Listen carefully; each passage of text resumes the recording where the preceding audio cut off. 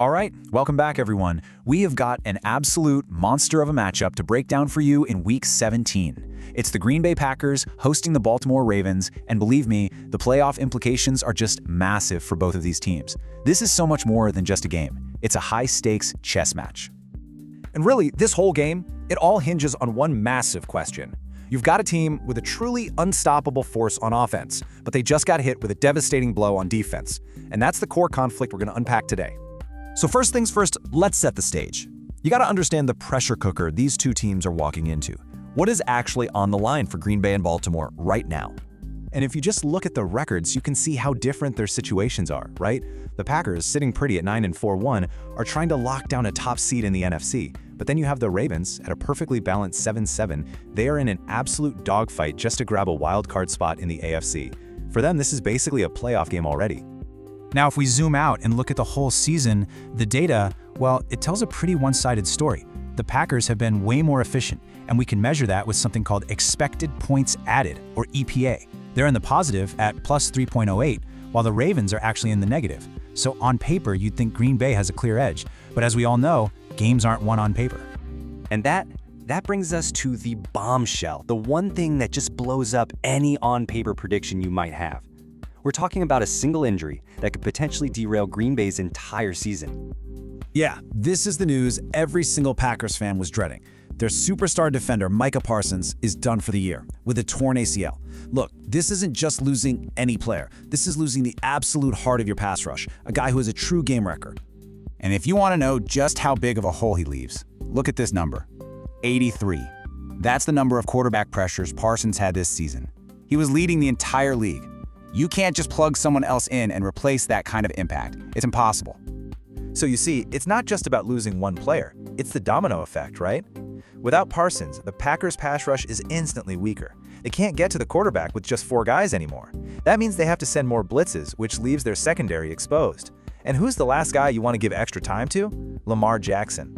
This injury creates a massive advantage for Baltimore. But, and this is a huge but, Green Bay has an answer. They have a massive counterpunch. While their defense just took a body blow, their offense is being run by, without a doubt, the most efficient quarterback in the entire league this season. And I mean, just look at this. The numbers are absolutely staggering. Jordan Love isn't just having a good season, he is statistically the most valuable quarterback in football right now. He's the engine that powers this entire Packers machine. I mean, check this out. When you put him side by side with the other top guys, it's not even close. Love's total EPA is over 120. That puts him ahead of superstars like Josh Allen and Patrick Mahomes. What this tells us is that almost every single time he touches the ball, he's creating a positive result for his team at a level we haven't seen. So how is he doing it? Well, his advanced stats give us the blueprint. His average depth of target, or ADOT, is really high, at 9.54. That means he is constantly pushing the ball down the field. But here's the crazy part. He's mixing that aggression with insane accuracy, a 66% completion rate, and a ridiculous 23-6 touchdown to interception ratio. He's aggressive, but he's also smart, a deadly combination. Okay, so let's put it all together. You've got a wounded Packers team up against a desperate Ravens team that now has a clear path to attack. This sets the stage for a really fascinating clash of strategies. This is a classic clash of styles, a real battle of philosophies.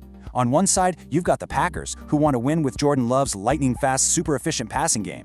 And on the other side, you've got the Ravens. They want to turn this game into an old-school smash-mouth street fight. They want to run the ball, control the clock, and keep that high-powered offense on the sideline.